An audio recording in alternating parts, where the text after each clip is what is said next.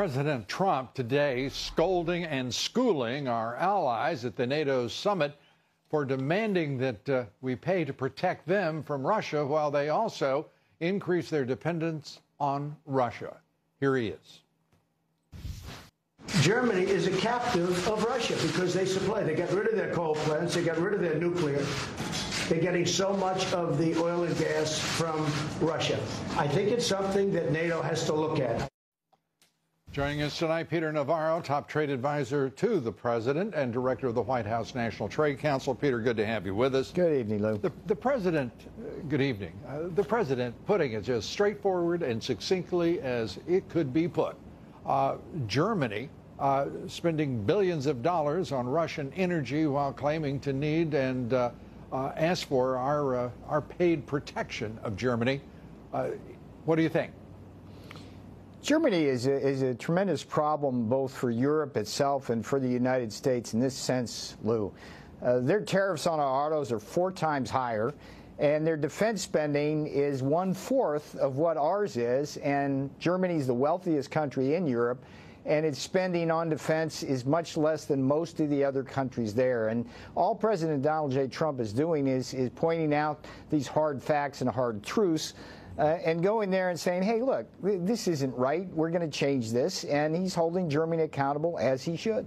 You know, it's so great to me, Peter, is to watch the President of the United States, not for the first time, raising the need for each of these 29 states besides the United States and 5 others who are meeting the 2% level to raise their spending. And they want to act, Stoltenberg played the fool today. Acting like it was some sort of irrational request. It's a demand on the part of the president, and for too long, and the president nailed it again. He said previous presidents didn't have the guts to deal with the issue. If there's going to be a meaningful NATO alliance, they have to raise their spending on defense. And let's make no mistake about this, Lou. When Germany and the rest of Europe don't have to spend enough on defense, and we have to, as taxpayers, carry that burden, they're able to invest more in their private sector economy, grow their own economy at our expense. So it's a twofer. Not only are they not carrying their weight on defense, it hurts us economically when they do that. So what's surprising, what's more surprising, the fact that the President Trump is calling him out on that, or that previous presidents haven't. It's really extraordinary that Donald Trump has to be the person to point out that the emperor in Europe has no clothes. Well, and it is also instructive that the national left-wing media does not even understand the problem, or at least they feign a lack of understanding and pure ignorance, or they would be taking the president's view. It's the national interest, for crying out loud. It's not a complex intellectual abstraction. This is straightforward mathematics, and it seems to me at least utterly irresistible. I'd like to just point out something. Germany has had a trade surplus every year since 1951. Think about that, folks. Since 1951. Who is the mercantilist in this trade relationship? It sure as heck is not the United States, which has been running a trade deficit for the past 43 years. And the president is, to his credit, changing that. And I can't believe the simple economic reality, which is that trade deficits reduce the national savings rate. Trade deficits cut into economic growth. And we have lost trillions of dollars with this ignorant attitude on the part of the U.S. multinationals and their lobbyists that it's not a zero-sum game. You know, they're full of it. And again, putting this in perspective, our trade deficit in goods, manufactured goods, Lou, is $151 billion in 2017 with Europe. Guess what? About half of that is Germany. And what Germany does, not only to us, is other countries within the Eurozone.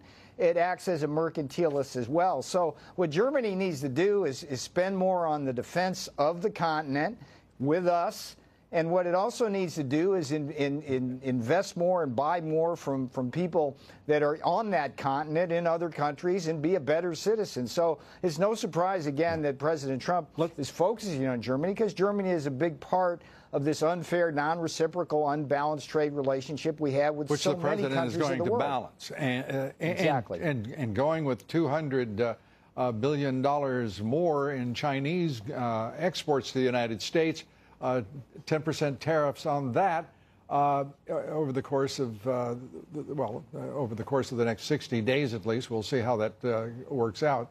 Maybe Xi Jinping will come to his senses, or maybe he will continue his nation's mercantilist trade policies and decide to surrender their middle class and every prospect that they have of having an enormous economic engine for the 21st century.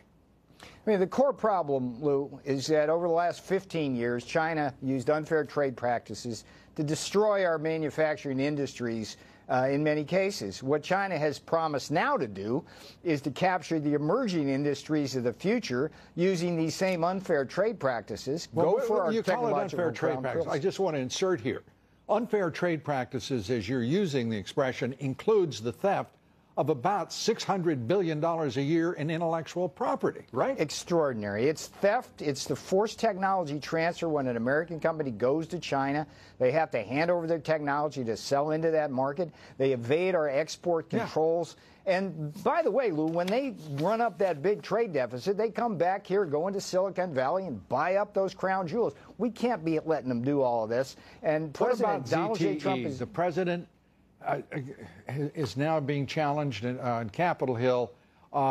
Here is a company that has violated U.S. sanctions against North Korea, against Iran, and without penalty now, the president making a decided judgment based on other factors, that is political foreign policy concerns and interests. Where's this going to end? Because it is building on Capitol Hill a resistance to the president's giving them a pass. Yeah, two things, Lou. ZTE didn't just pop up overnight. It's been around for the last 2 decades. Where was Congress? Where were the presidents? What was around for 2 decades? ZTE. The whole yes, problem. Nobody ever got on it. What I'm saying here is President Trump was the one who's cracking down on this. And what I say is it's going to be 3 strikes, you're out. What this administration has done is hit ZTE. Peter. Go ahead, sir. 7 years of violating sanctions and there will be no consequence is a big deal. And I understand that you would like to spin this and construct it in the way you have, but that doesn't go to the issue of the political resistance that is building on Capitol Hill to stop the president from giving them a free pass. I understand ZTE is receiving one of the largest fines in history. We're making them change the management structure. We're making them have oversight. So it's not like the ZTE is not being punished. But I can assure you, Lou, one more step over the line, and that'll be the end of ZTE. Okay, because you said 3 strikes, and I'm thinking, oh, no, not 3 strikes. Well, they not did when you're 2 talking already. about the national interest and the national security. Yeah. Well, like I say, heavy fine, change of management, oversight committee. And look, where was President Obama Peter. on this? Can I say to you, if I may, I'm a simple guy. Yeah. The Chinese are stealing $600 billion a year in intellectual property. This president will. And ZTE gets a, how much was that fine? $1 billion? I mean, understood. You know, that's not exactly a symmetrical consequence for an absolute affront against the integrity of our national security and our intellectual property. And the president just put another $200 billion worth of tariffs on the People's Republic of China because they're stealing our technology, forcing our technology transfer. This president is the toughest president that we've ever had in the last 50 years on trade. I'm talking about one issue here. Understood. You know, I applaud the president on nearly everything. ZTE is becoming problematic. Well, ZTE, again, the president has put on very strong sanctions on them, and one more step over the line, and that'll be the end of that. Remember, Lou, the president was clear about this.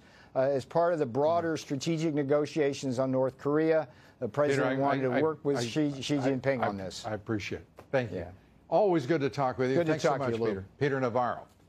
Be sure to vote in our poll tonight. The question is, do you think the Dems are as surprised as NATO leaders that President Trump has successfully altered the European order of statism, socialism, and a silent economic decay for the